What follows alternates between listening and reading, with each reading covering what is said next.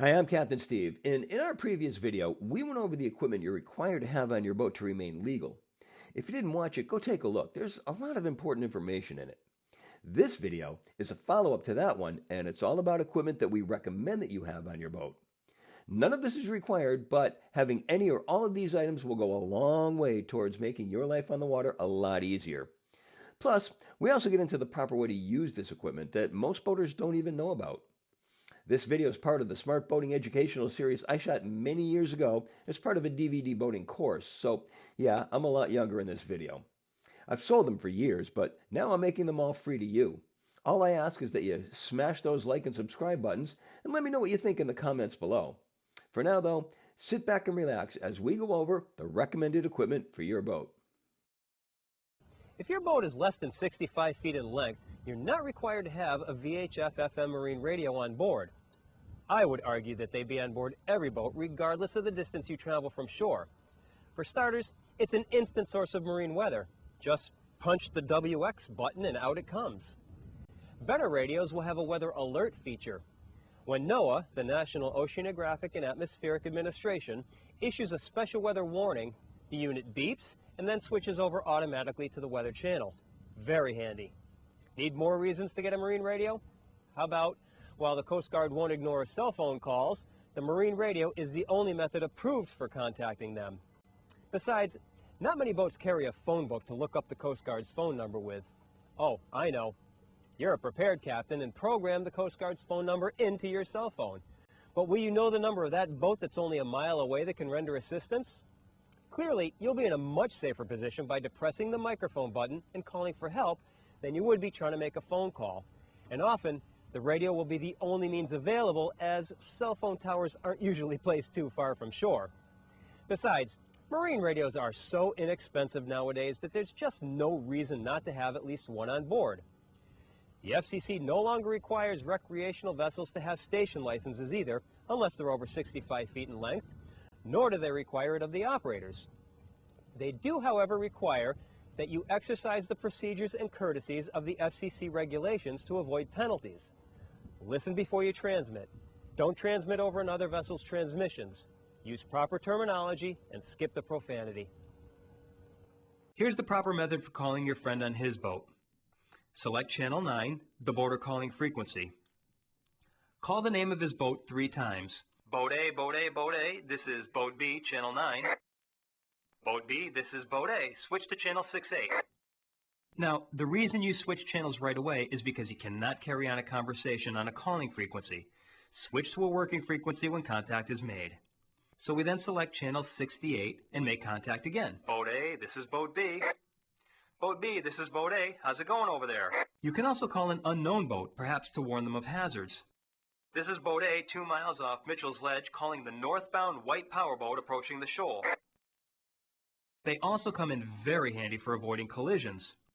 Northbound Blackhold freighter 2 miles off Marion's Point. This is the 30-foot cruiser approaching from your starboard bow. This is one of my favorites. You see, there's always an officer maintaining a watch at the helm, and he has no idea of your intentions, and calling to let him know what you're planning will make his day. You may not think so, but it will. I promise. If you do have a marine radio on board, you are required to maintain a watch on Channel 16, the distress and calling frequency. Alternatively, you may maintain a watch on Channel 9, the boater calling frequency. Those are the 2 main channels every boater should be aware of. Most modern radios will actually allow you to scan the 2 channels simultaneously. Here is a brief breakdown of some of the channels you should familiarize yourself with. Channel 6, Intership Safety. This is used for ship-to-ship safety messages like when you're taking another boat in tow or rendering assistance. Channel 9, for boater calling. This was designed to relieve congestion on Channel 16, the distress and calling frequency. You can call another boat on this frequency, Channel 9, and then switch to another after making contact. This one's only for calling, not chatting. Channel 13 is for navigation and safety. This will be used at docks, locks, and bridges, and also by vessels maneuvering in port for messages about ship navigation, such as passing or crossing agreements. Your message should be short, and your radio should be switched to low power, 1 watt. Channel 67 is basically the same as Channel 13, but it's used between vessels only, not for, say, between a boat and a drawbridge or a lock tender. Channel 16, the International Distress and Calling Frequency. This is the channel to use when calling for help. Boats with a radio on board are required to maintain a watch on this frequency, and the Coast Guard will also be at the other end of the microphone, ready when you need them. 21A, 23A, and 83A. These are reserved for Coast Guard only. You should stay off these channels. 22A. Urgent marine information will be announced on Channel 16, and to get this information, you are instructed to turn to Channel 22A. When calling the Coast Guard, they will typically switch you to this working channel as well. WX gives you continuous weather broadcasts. Both dash-mounted and higher-end handheld radios have some new technology that makes getting one of these things even more of a no-brainer. Let's talk about some of them for a minute. FRS, or Family Radio Service, is for talking between family members or between groups. If your radio comes ready to handle these channels, you can use it to talk to those handhelds that you get at Radio Shack or some of the wholesale stores. You see people with them at theme parks all the time. For us boaters, they're great for communications between the pilot house and the person at the anchor, the people coming back from shopping and the boat in the mooring, or any number of reasons where your conversations are not going to be of a marine nature and will be at close range. Very handy. DSC, or Digital Selective Calling, is a new technology that allows you to call someone and have your position transmitted to the person's GPS, or Global Positioning System, at the same time. It requires two things for this to work, other than a DSC-capable radio, of course. The first is a Maritime Mobile Service Identity Number, or MMSI. This will identify both you and your boat. The second is a GPS connected to your DSC-capable radio. That's where the radio gets its position information from that it transmits to the other station that you're calling. Aside from selectively being able to call your friends with DCS radios simply by inputting their MMSI numbers, these radios allow you to call for help at the touch of a button. On this radio, you lift the red cover and hold the button down for 3 seconds. It starts a 3-second countdown and calls for help on channel 70, which the Coast Guard monitors for DSC signals. It then waits for an acknowledgement signal on both channel 16 and 70. If one is not received, then it continues to transmit in intervals that you designate. Very cool for calling help on the run. You don't have to stand there and wait for help to respond while the fire burns out of control. This particular radio even has a barometer built into it, so I can get the current pressure and a trend arrow to see if it's on the rise, which would indicate good weather, or falling to indicate the approach of inclement weather. Great tool to have in your arsenal. No matter where you are or where you're going, your first view of anything from your boat will probably be from far away. A good set of 7x50 binoculars is a must for every boater. So what do we mean when we refer to binoculars as 7x50? Well, 7 is the magnification factor. That is to say, images are magnified 7 times, and 50 is the diameter of the forward lens in millimeters. 7 is the recommended magnification factor, as it will cause fewer disturbances when bouncing around on the water. Smaller magnification just doesn't seem to be enough to bring faraway objects into view, and higher magnification gets much too bouncy for use on boats unless you're using binoculars with built-in stabilization, and they're much too costly for the average boater. The 50mm forward lens lets in enough light to make it possible to view objects on all but the darkest nights. You'll also notice that on most binoculars, only one eyepiece is adjustable. That usually causes some confusion, so let's talk about how it works. First, close the eye that looks through the adjustable lens, and while looking with only the other eye, adjust the center focus. Once you bring the image into focus, close that eye and open the one that has the adjustment, and use it to bring your second eye into focus. Now open both and voila, a perfectly clear image even when one eye focus is better or weaker than the other. You might want to take a look at the setting now so that you can get it back to there easily when someone messes with it. They always do. Can you believe there are people that go offshore without a compass? I can't. Anytime you go offshore and suddenly visibility closes in, you're totally stuck without a compass. Every time you go offshore, you need to have your current heading in mind and the reciprocal of it so that you can get back home, always. Your compass will never fail you, will never get blindsided by fog, will never let you down. Not having a compass is the next worst thing to not having a life jacket. Unless you're sitting in a small river or someplace where you'll never get disoriented, it would be foolhardy to go anywhere without a compass.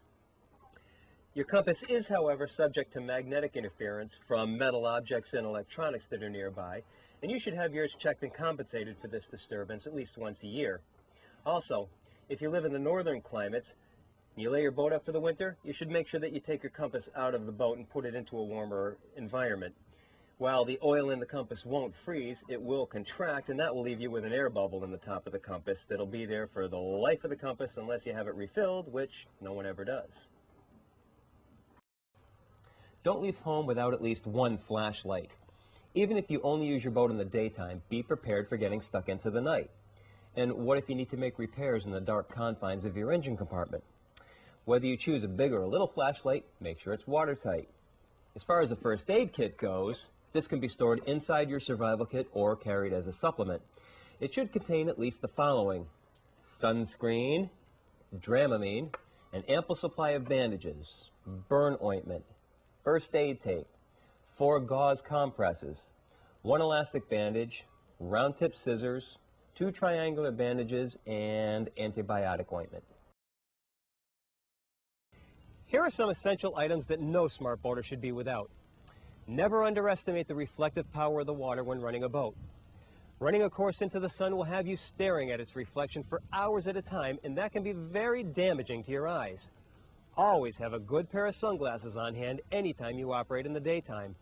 And by good pair, I'm not talking about the $2.99 ones that you get at the gift shop. Get a good set of polarized lenses and maybe even a neck lanyard to keep them from falling overboard. As I said earlier, shade is a valuable commodity on board, and for that reason, a good wide-brimmed hat is also a boater essential. Mine comes from a company called Dorfman Pacific, and it has some very interesting features that make it my best friend. First, it's got a mesh top so it keeps me nice and cool. Second, it's made of a material called solar weave that gives this Irish boy a minimum of 30 SPF UV protection. Finally, it's made out of cotton, so it's lightweight and very comfortable. I rarely leave the dock without it. Plus, whenever I put it on, it makes me look just like Indiana Jones. Doesn't it? Guys? What? You never can tell when you'll need more lines, so have them just in case.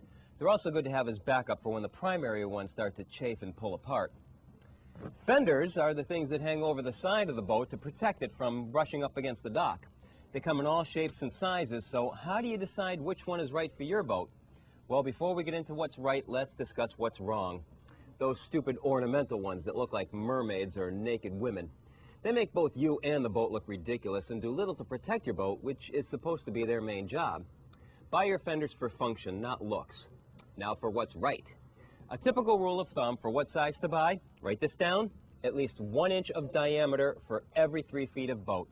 You can get bigger, but don't get smaller. But remember, bigger isn't always better. You still need to stow them someplace. Boat hooks are incredibly handy devices that simply extend your reach. When something's floating in the water, it's a long way off when you have to reach down and get it back.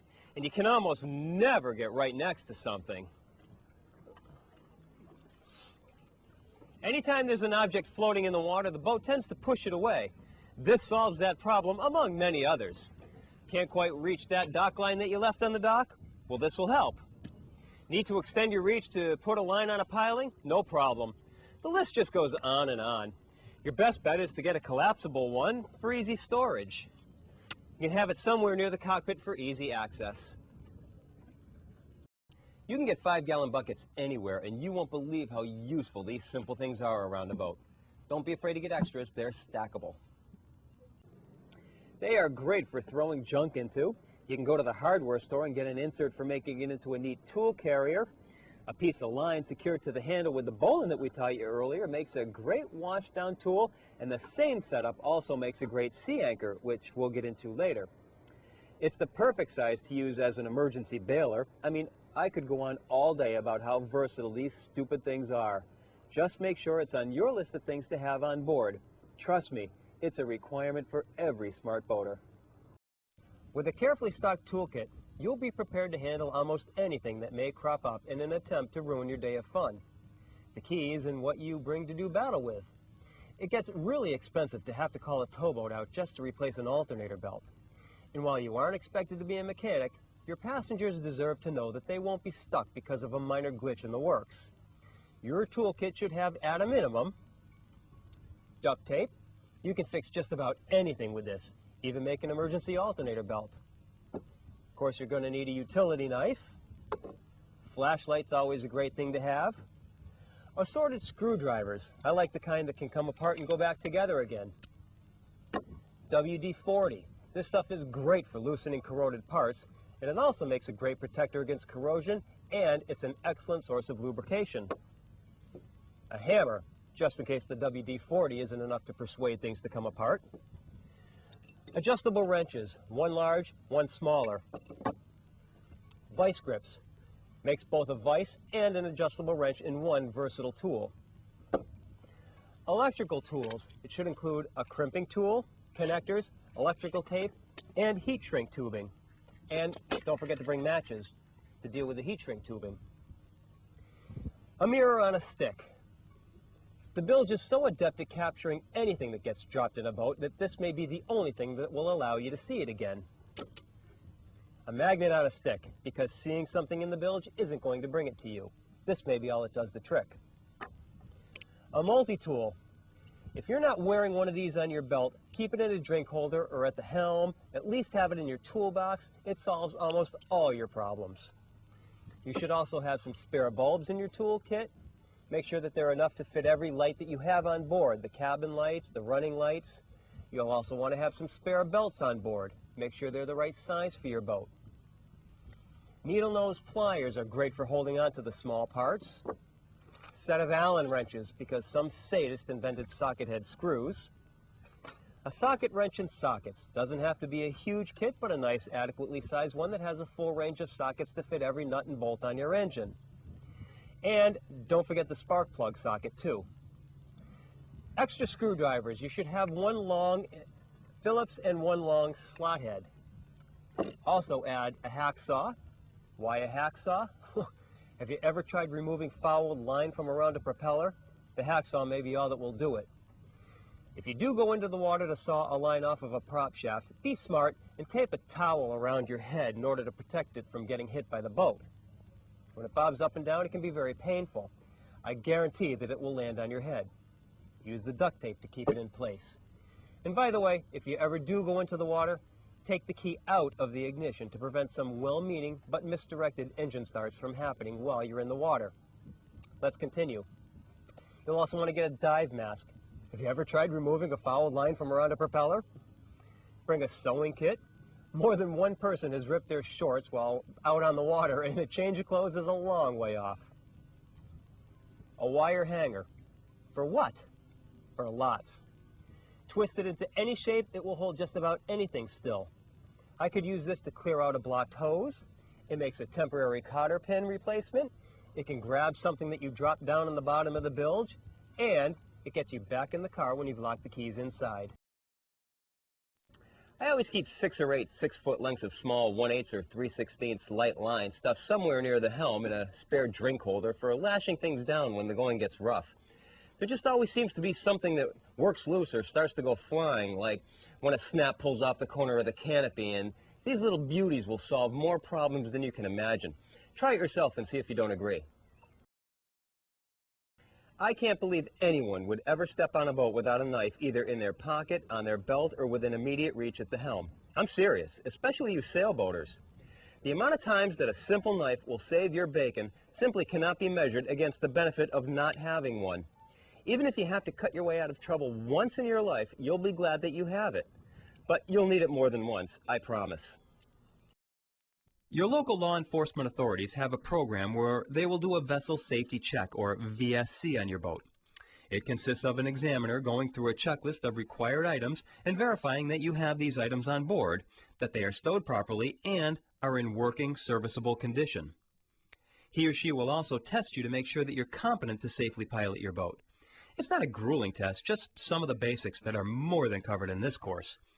Upon completion of this examination, you'll be given a decal indicating your compliance. If you fail the inspection, you correct the deficient areas and get re-examined.